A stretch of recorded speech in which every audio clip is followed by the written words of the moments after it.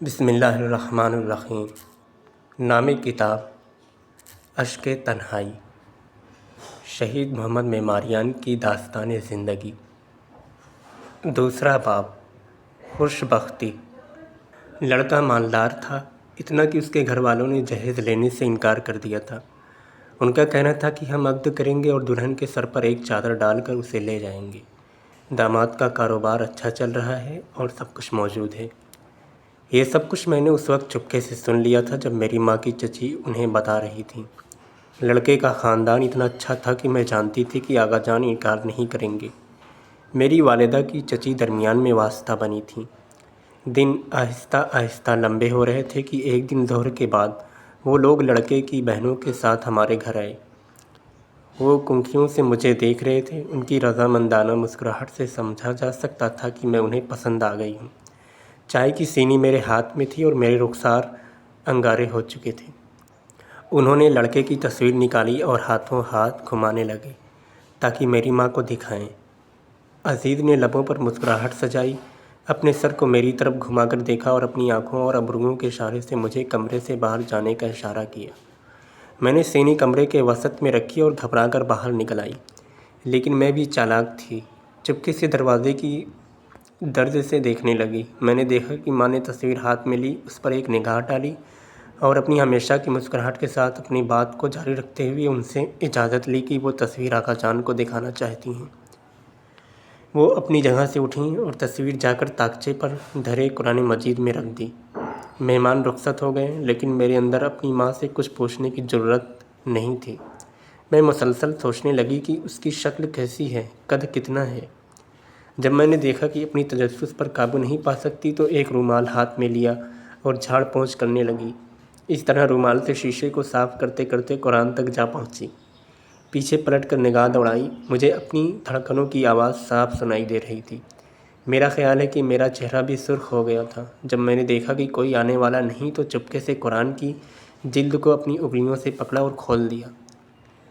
جیسے ہی تصویر پر نظر پڑی میری آنکھیں کھلی کی کھلی رہ گئیں۔ مجھے یقین نہیں ہو رہا تھا۔ میری بھویں تن گئی تھیں اور منہ لٹک گیا تھا۔ میں مبہوت رہ گئی، کاش وہ فقط گنجا ہوتا۔ میں اپنے دل کو تسلی دے رہی تھی کہ اس کے بدلے میں وہ مالدار بھی تو ہے، لیکن جس مرد کی تصویر کو میں دیکھ رہی تھی وہ نہ صرف گنجا تھا بلکہ عمر میں بھی کافی بڑا تھا۔ میں افسردگی اور جھنجھلاہٹ سے پیچھے مڑی اور واپس لوٹنا چاہتی تھی کہ میرا دامن سماور کی ٹوٹی سے الجھ گیا۔ ٹوٹی کا دستہ گھوما اور وہ کھل گئی۔ گرم پانی میرے پاؤں پر گرا اور جلن کی شدت سے میری سانس رکنے لگی۔ آواز نکالنے کی ہمت بھی نہیں رہی تھی۔ میں نے اپنے ہونٹ سختی سے بھینچ لیے، لیکن زیادہ دیر تک برداشت نہ کر سکی۔ بالآخر میرے آنسو نکل آئے۔ تیزی سے پاؤں پر پھونکے مارنے لگی تاکہ ٹھنڈا ہو جائے، لیکن کوئی فائدہ نہ ہوا۔ مجھے غصہ آ گیا تھا۔ لڑکا جیسا نکلا تھا وہ تو رہا ایک طرف، میں نے تو اپنے آپ کو جلا کر رکھ دیا تھا۔ میں دل ہی دل میں کہنے لگی کہ کاش لڑکا تھوڑا جوان اور شکل و صورت والا ہوتا تاکہ اس صفائی والے سارے ڈرامے اور پاؤں کے جل جانے کی وجہ سے دل تو نہ کڑ رہا ہوتا۔ لیکن افسوس اس باطل خیال پر۔ میں اپنی جگہ سے اٹھی اور کوشش کرنے لگی کہ چاہے لنگڑا کر ہی کیوں نہ جانا پڑے، ایک دفعہ اپنے آپ کو باقی سب تک پہنچا دوں تاکہ مجھ پر کوئی شک نہ کرے۔ میں چل رہی تھی اور دامن سے اپنے پاؤں کو ہوا بھی دے رہی تھی تاکہ جلن کا احساس کم ہو جائے۔ خدا نے رحم کیا کہ میرا دامن لمبا تھا، جس کی وجہ سے کوئی میرا پاؤں کی سرخی کو نہیں دیکھ سکتا تھا۔ اگر عزیز سمجھ جاتی تو میرے لیے بہت برا تھا۔ مجھے شرم آ رہی تھی۔ میں نہیں چاہتی تھی کہ انہیں میری حالت کی بھنک بھی پڑے۔ رات کو میں نے سب کے بستر بچھائے اور اپنی جگہ پر لیٹ گئی۔ مسلسل خدا سے دعا کر رہی تھی کہ کوئی اتفاق پیش آ جائے۔ کبھی دل ہی دل میں سوچنے لگتی کہ کیسے اپنے بابا سے کہوں کہ میں اس شخص سے شادی نہیں کرنا چاہتی، وہ مجھے اچھا نہیں لگا۔ جو منصوبہ بھی بناتی ہوتا دکھائی نہ دیتا۔ میں آرزو کر رہی تھی کہ کاش کوئی میری مرضی بھی پوچھ لے۔ میں اس وقت اپنے ساتھ باتیں تو کر ہی رہی تھی، لیکن اچھی طرح جانتی تھی کہ محال ہے کوئی مجھ سے پوچھے کہ یہ آدمی تمہیں پسند ہے یا نہیں۔ میری نیند خراب ہو چکی تھی۔ میں نے اس پہلو اتنی کروٹیں بدلی کہ بالآخر میری آنکھ لگ ہی گئی اور شاید سحر کے قریب مجھے نیند آئی تھی۔ صبح اداسی میرے حواس پر چھائی ہوئی تھی۔ دماغ کو کام میں لگانے کی کوشش کی تاکہ اس بارے میں زیادہ نہ سوچوں۔ کمبل تہہ کر رہی تھی کہ دروازے پر دستک ہوئی۔ یہ بات درست ہے کہ اس وقت کسی کے ہاں بطور مہمان جانے کا کوئی وقت مقرر نہیں تھا، لیکن اتنی صبح صبح بھی کوئی کسی کے گھر نہیں جاتا تھا، سوائے اس کے کہ کوئی اتفاق پیش آ گیا ہو۔ کمبل ہاتھ میں لیے میں نے جھانک کر دیکھا تو معلوم ہوا کہ حاج حبیب یعنی ہمارے شوہر کی بہنیں کمرے میں داخل ہوئی ہیں۔ ہم ابھی جاگے تھے، نہ تو ہم نے ناشتہ کیا تھا اور نہ ہی حاج آغا ابھی گھر سے باہر گئے تھے۔ آغا جان نے سلام کیا اور تعجب سے پوچھا، اتنی صبح صبح خیریت تو ہے نا؟ انہوں نے میری ماں کی طرف دیکھا اور معنی خیز مسکراہٹ سے بولی، خیریت ہے۔ انہوں نے کہا کہ وہ جان بوجھ کر اتنی جلدی آئی ہیں تاکہ آغا جان کے گھر سے نکلنے سے پہلے ان سے مل لیں اور بات کر لیں۔ میں کمرے سے باورچی خانے تک کا فاصلہ تیزی سے طے کرتی اور واپس آ جاتی اور ہر بار ناشتے کے دسترخوان پر کوئی چیز رکھ دیتی، پھر دروازے کی طرف جاتے ہوئے آہستہ آہستہ قدم اٹھاتی تاکہ ان کی باتیں سن سکوں۔ آغا جان کمرے میں بیٹھے ہوئے تھے اور قالین کے گل بوٹوں پر ہاتھ پھیرتے ہوئے مہمانوں کی باتیں سن رہے تھے۔ حبیب کا نام اور خواستگاری کا سنتے ہی میں اس شخص کی طرح اچھل کر کمرے کی طرف لپکی جسے کرنٹ لگ گیا ہو۔ میں روٹی رکھنے کے بہانے اندر چلی گئی اور جان بوجھ کر آہستہ آہستہ دسترخوان پر سب کے سامنے ایک ایک روٹی رکھنے لگی تاکہ ان کی باتیں سمجھ سکوں۔ وہ خواستگاری کے ماجرے سے باخبر تھیں۔ پچھلی رات آغا جان ان کے گھر صلاح و مشورے کے لیے گئے تھے۔ آغا جان کہہ رہے تھے، جو بھی ہو، حسین چچا خاندان کے بڑے ہیں، ان کا احترام واجب ہے۔ حبیب کی بہنوں نے بھی اپنے والد سے سن لیا تھا کہ میری خواستگاری کی بات چل رہی ہے۔ ایسا لگتا تھا کہ بہنوں نے اسی رات حبیب کو قائل کر لیا تھا کہ لڑکے اگر اشرف سادات سے شادی کرنا چاہتے ہو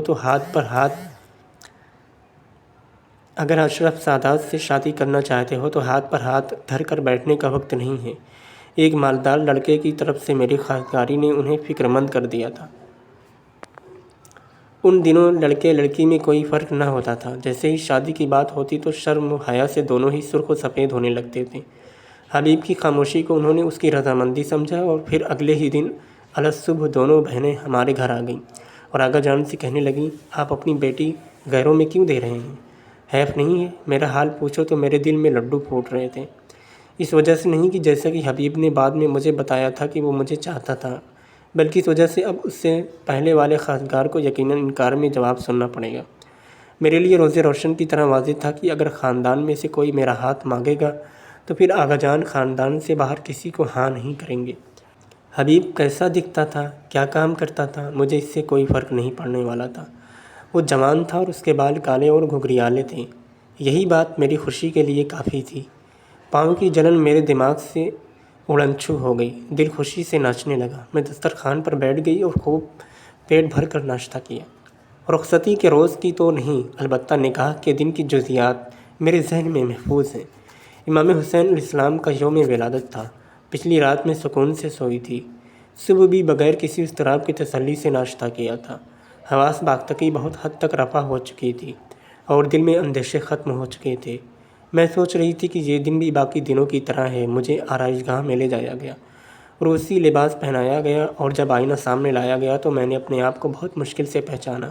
اب مجھے یقین ہوا تھا کہ میں دلہن بن گئی ہوں۔ کئی بار شرماتے ہوئے آئینے میں اس اجنبی چہرے کو دیکھا اور زیر لب مسکرائی۔ مجھے اپنا چہرہ اچھا لگ رہا تھا۔ ایک ایسی لڑکی میرے سامنے تھی جس سے میں پہلی دفعہ مل رہی تھی، سر کو دائیں بائیں گھما رہی تھی اور اپنے آپ کو دیکھ رہی تھی۔ اب میں کل کی 15 سالہ اشرف سادات نہ رہی تھی۔ میرے سر پر چادر ڈال دی گئی۔ مجھ سے چھوٹی میری نند نے میرا ہاتھ پکڑا اور ہم پیدل اپنے گھر آ گئے۔ جب میں کمرے میں داخل ہوئی تو عورتوں نے خوشی سے شور مچانا شروع کر دیا، جس کی آواز حتماً صحن تک بھی گئی ہوگی۔ میں نے اپنا چہرہ چادر میں چھپا لیا اور کمرے کو ٹھیک طرح سے دیکھ بھی نہ سکی، صرف آوازیں سنائی دے رہی تھیں۔ ایک نے کہا، حبیب آغا دلہن کے پاس بیٹھو، ابھی مولانا صاحب آتے ہیں نکاح پڑھانے۔ ایک لخت ہر چیز کا رنگ میرے لیے بدل چکا تھا۔ لگتا ہی نہیں تھا کہ یہ حبیب وہی ہمسایوں کا لڑکا تھا جس کے بارے میں جانتی بھی نہیں تھی کہ ہماری برادری کا ہے۔ ہمیشہ معمولی سلام و دعا ہم میں ہوتی رہتی تھی اور ہم ایک دوسرے کے پاس سے گزر جاتے تھے۔ میں گنچے کی طرح اپنی سفید روسی چادر کے اندر شرم سے سمٹ کر رہ گئی، لیکن چادر کے اندر سے سامنے کا منظر دیکھ سکتی تھی۔ ایک سفید کپڑا جس پر کچھ سرخ اور زرد پھول کھڑے ہوئے تھے، ایک برتن مٹھائی کا، ایک بلوریں کاسا روشنی کے لیے آئینہ اور قرآن مجید۔ ہمارا سفرۂ عقد یہی تھا۔ سفرۂ عقد یا دسترخوان عقد ایران کا ایک روایتی دسترخوان ہے جو نکاح کے وقت دولہا دلہن کے سامنے بچھایا جاتا ہے اور نکاح پڑھا جاتا ہے۔ اس پر قرآن مجید اور آئینے کے علاوہ عموماً 6 برتن رکھے جاتے ہیں جن میں کھانے پینے کی مختلف اشیاء ہوتی ہیں۔ یہ تمام اشیاء دولہا اور دلہن کی خواہشات اور آرزوؤں کی علامت اور کنایہ ہوتی ہیں۔ خطبہ نکاح پڑھنے کے بعد جب ہم محرم ہو گئے تو دولہا کی بہن نے آ کر میرے سر سے میری چادر ہٹا دی۔ دولہا تو رہا ایک طرف، مجھے دوسرے لوگوں کی طرف بھی دیکھتے ہوئے شرم آ رہی تھی۔ میں نے سر جھکا رکھا تھا اور حیرت سے ان چھوٹے چھوٹے سفید مکھانوں کو دیکھ رہی تھی جو میرے سر پر ڈالے جا رہے تھے اور میرے لباس اور چادر پر گر رہے تھے۔ ہمارے گھر میں عقد کے لیے ایک خصوصی جشن کا اہتمام تھا۔ مردانہ محفل میری سسرال جبکہ زمانہ محفل میری نند کے گھر میں تھی۔ مہمان وہاں ہمارے منتظر تھے۔ ہمارے عقد کا جشن کافی دیر تک ہوتا رہا۔ حبیب اور ان کے گھر والوں نے کوئی کسر نہ چھوڑی تھی۔ سب دیواروں کو ہاتھ سے بنے پردوں سے مزین کیا گیا تھا۔ دولہا دلہن کے لیے سیج بنائی گئی تھی۔ صحن کے ایک کونے میں پھولوں کے بڑے بڑے گلدستے بھی رکھے ہوئے تھے تاکہ بچوں کی دسترس سے دور رہیں۔ بعد میں مجھے پتہ چلا کہ وہ پھول دولہا کے دوستوں کی طرف سے دیے گئے تحفے تھے۔ مہمانوں کی تعداد بھی زیادہ تھی۔ حقیقت یہ ہے کہ اس وجہ سے جشن عروسی کا اہتمام ہم نے اپنے گھر میں نہیں کیا تھا، کیونکہ ہمارا گھر بہت چھوٹا تھا جس کے سبب مہمانوں کو تنگی ہوتی۔ میری نند کے گھر کے کمرے اور صحن رشتہ داروں اور ہمسایوں سے بھرے ہوئے تھے۔ مجھے اتنی بڑی محفل کی توقع نہ تھی۔ مجھے حبیب بہت اچھے لگے، خصوصاً اس وقت تو اور بھی جب مجھے معلوم ہوا کہ انہوں نے مہمانوں کے شام کے کھانے کے لیے باہر سے چلو کباب لانے کی فرمائش کی تھی۔ ان دنوں ایسا بہت کم لوگ کرتے تھے۔ میں اور حبیب ایک دوسرے سے شرما رہے تھے۔ میں ان کے چہرے کی طرف دیکھ نہیں پا رہی تھی اور آپس میں ہم نے کوئی بات بھی نہیں کی۔